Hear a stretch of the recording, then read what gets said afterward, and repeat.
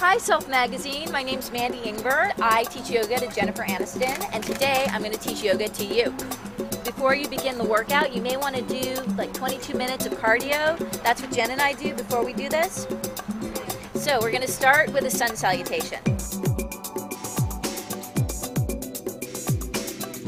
When you're exercising, and particularly when you're practicing yoga, there are always three energies at work. And I actually think that this is true in life. There's the energy that's pulling you down, that's gravity. So I want you to feel that gravity. At the same time, there's this energy that's lifting you up. I call that inspiration. It's the thing that gets you up in the morning. Gravity's sort of like life, planting you down. Inspiration is what's lifting you up, and you're in the center of those two energies. So I want you to try to feel that.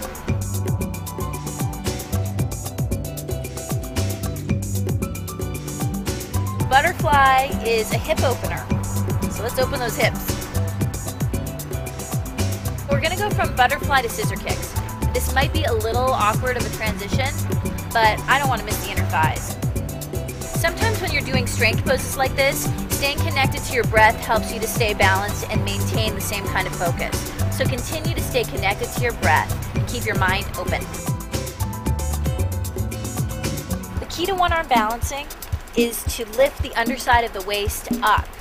You really want to stay out of the shoulders, so really push down into the floor as you're doing this pose. Between each side, I like to do a set of push-ups. I don't lift weights or anything. My arms are totally from doing yoga. Okay, so next up, we're going to do crescent pose. From crescent pose, we're going to move into walking lunges. This is a moving pose, so you may want to give yourself a little bit of space while you're doing them. Let's take it to the bridge. I've heard that it takes at least 30 seconds for a stretch to be really effective. We're going to hold this one for 2 minutes.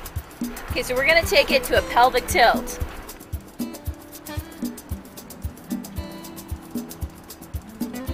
Okay, we're going to come onto our hands and knees and do cat and dog tilt.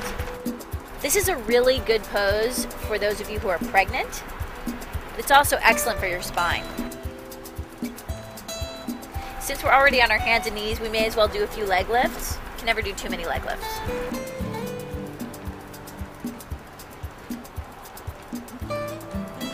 From here, we're going to go into tree.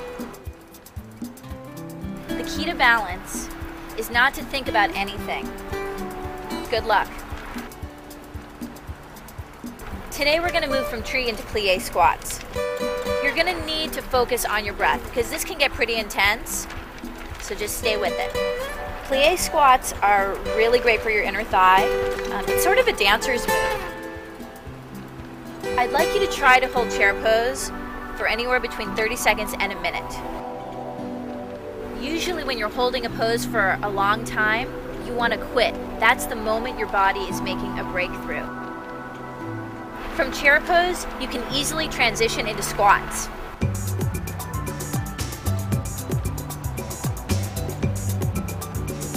I want to just remind you guys that you don't have to do yoga perfectly. I don't. I just kind of let my body tell me what it wants to do on that day. Sometimes when you do boat pose, you may want to have your knees bent. And some days, you might want to try straightening them. The transition from boat into sit-ups is completely natural, and pretty much you're going to get that in a lot of yoga classes that you go to. So let's do it. As a woman, it's really important for me to develop a sense of my identity and myself. Every time that I connect in with my abdominals is a moment where I get more connected to that original place in my body. So I want you to try to feel that while you do this exercise. Bye, Self. Thank you so much for having me and for letting me share my exercise routine with you. I'll see you soon.